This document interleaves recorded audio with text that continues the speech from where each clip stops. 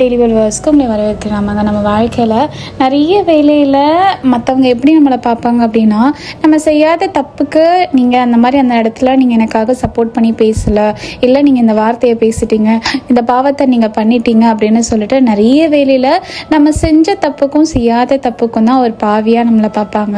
நம்மளும் நிறைய வேலையில் யோசிப்போம். நிறைய வேலையில் நான் இந்த விஷயம் அந்த சம்பவமே நடக்காமல் இருந்தால் நான் இவ்வளோ கோவப்பட்டிருக்க மாட்டேனே, இந்த மாதிரிலாம் என்னுடைய பாவத்தை ஒரு மனுஷங்க மறக்கிற மனுஷங்க இந்த உலகத்தில் யாருமே கிடையாது.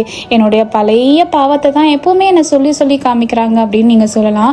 ஆனால் அழகாக ஒரு வசனம் சொல்லப்படுது, ஏசாயா 43:25, உன் பாவங்களை நினையாமலும் இருப்பேன். ஆமாங்க, யார் தெரியுமாங்க நம்மளுடைய பாவங்களை நினையாமல் இருப்பார்? நம்மளை படைத்த ஆண்டவர்.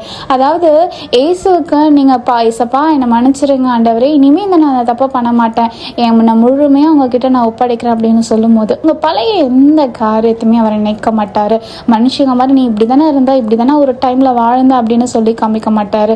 ஆண்டவர் அவ்வளோ நம்மளை நேசிக்கார். அதனால அவர்கிட்ட நம்ம இருக்கும்போது வாழ்க்கை அழகாக மாறும். நீங்களும் ஆசைப்படாத, இவங்களை ஆசைப்படாதாமே.